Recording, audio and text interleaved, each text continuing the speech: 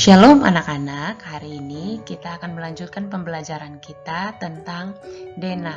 Nah, tujuan kita dalam mempelajari Dena ini diharapkan anak-anak semua mampu menjelaskan skala melalui Dena. Lalu yang berikut diharapkan anak-anak dapat menyelesaikan masalah yang berkaitan dengan skala pada Dena. Dena dan arah mata angin. Dena merupakan gambaran yang menunjukkan keadaan suatu tempat atau wilayah tertentu pada bidang datar. Nah, berikut merupakan salah satu contoh gambar Dena, bisa dilihat di gambarnya.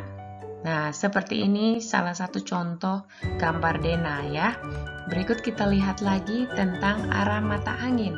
Nah, arah mata angin merupakan petunjuk atau pedoman untuk menentukan satu arah mata angin. Nah, ini dia gambar arah mata anginnya.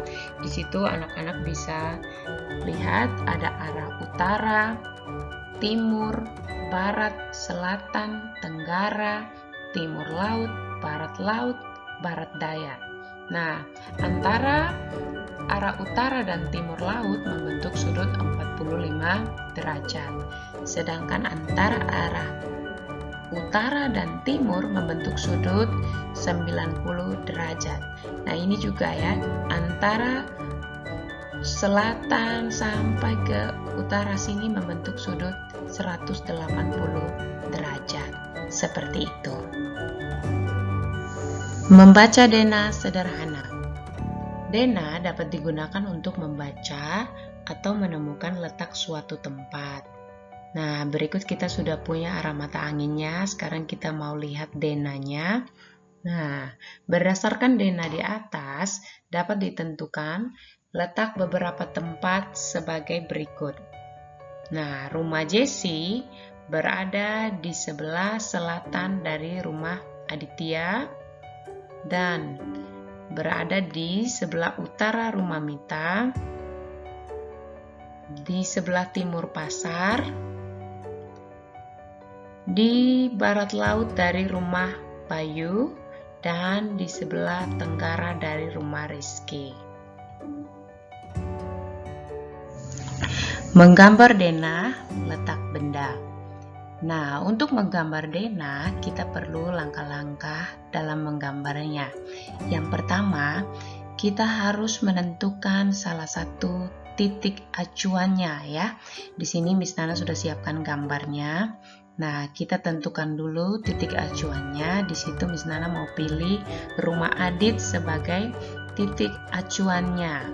Nah, itu adalah langkah yang pertama. Lalu langkah yang kedua, kita harus menentukan arah mata angin pada bidang gambar. Nah, di situ sudah ada arah mata anginnya ya. Lalu yang terakhir, gambar letak benda yang dimaksud dari titik acuan. Nah, ada benda-benda di sekitarnya seperti di sini Miss Nana sudah gambarkan. Ada puskesmas, ada sekolah, ada toko roti. Nah, sehingga kita bisa temukan tempat-tempat ini dari titik acuannya ya. Kita sudah bisa tahu seperti itu.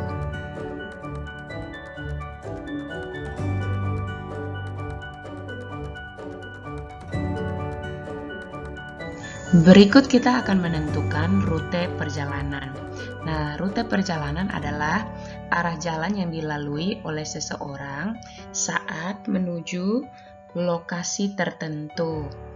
Nah, berikut kita akan lihat rute perjalanan dari sekolah ke rumah Adit ya. Ini gambarnya, sekolahnya ada di sini, rumah Adit ada di sini. Kita akan buatkan rutenya.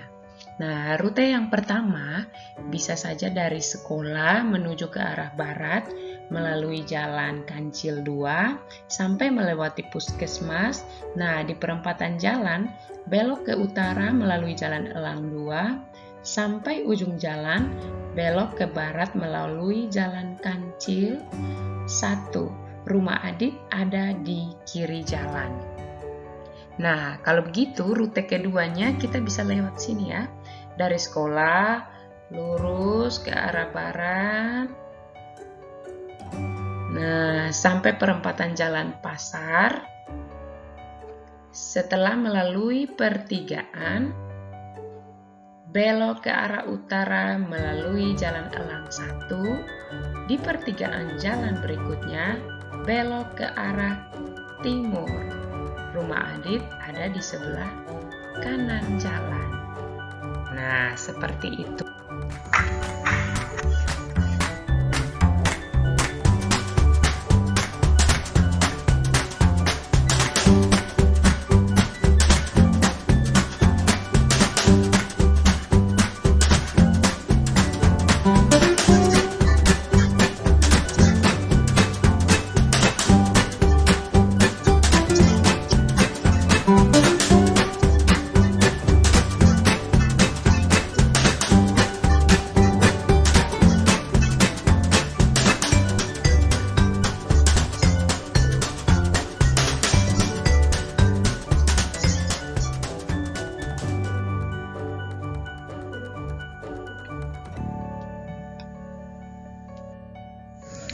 Nah, berikutnya kita akan belajar tentang posisi benda pada bidang koordinat.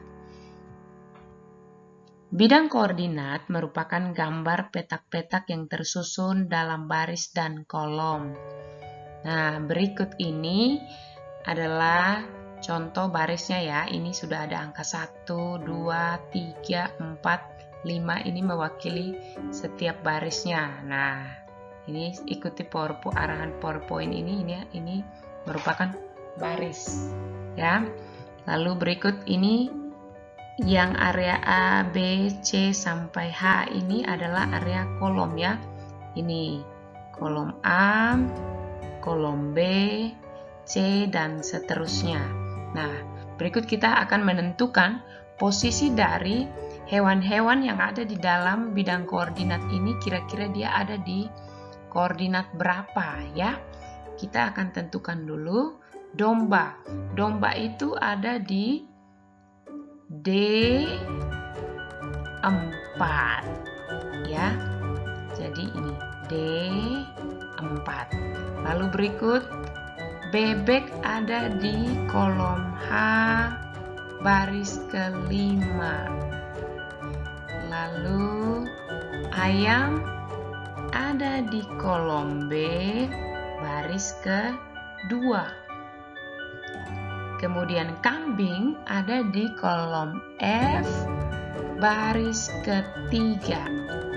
Dan yang terakhir ada sapi di kolom A baris yang ke-5. Nah, gampang ya anak-anak.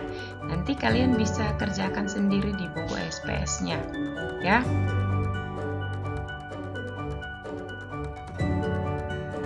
Berikutnya kita lihat dulu.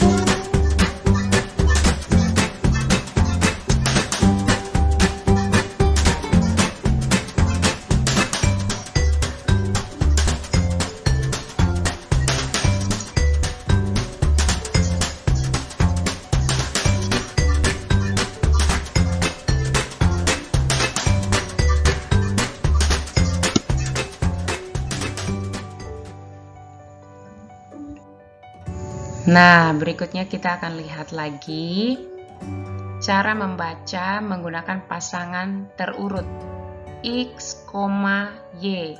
Jadi ini maksudnya X, Y ini adalah setiap kali ada angkanya harus dimulai dari X dulu ya. Koordinat X-nya yang ini. Nah, ini. Sedangkan Y-nya yang ini ya, dari atas ke bawah. Jadi setiap kali menentukan pasangannya, contohnya misalnya titik A 4,3, berarti 4 itu harus posisi X, 3 ini harus posisi Y. Jadi harus X dulu baru Y. Maka 4,3 yang dimaksud adalah X-nya 4 di sini, Y-nya 3. Jadi ini dihubungkan ya. Set, set. Nah, titiknya ada di sini. Lalu B-nya negatif 2,1. Berarti tadi Miss Nana bilang kita harus selalu mulai dari X ya. Berarti X-nya min 2. Min 2 ada di sini. Naik ke atas. B-nya Y1. Ini Y-nya 1. Di sini ya. Oke. Berikutnya untuk titik C, X-nya negatif 2, Y-nya 3. Nah, ini kalau kita hubungkan dari negatif 2 dan negatif 3, ini posisinya di sini. Lalu titik D, X-nya 4, kita kasih turun ke bawah. Terus Y-nya ini negatif 3, tinggal dihubungkan ke sana. Nah, titiknya ada di sini, seperti itu ya. Jadi, jika keempat titik tersebut ditarik garis, maka akan membentuk sebuah bangun datar trapesium ya, seperti terlihat pada koordinat tersebut.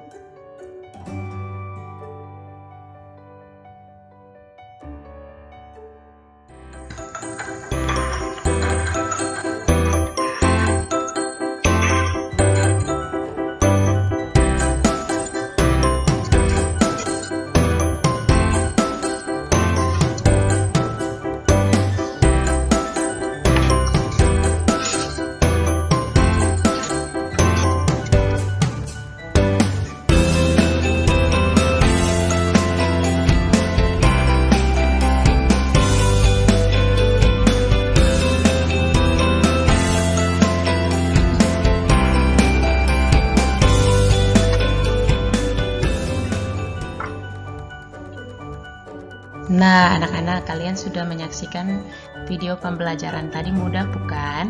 Sekarang kalian kerjakan tugas pada SPS latihan 1 dan 2, halaman 61 dan 67.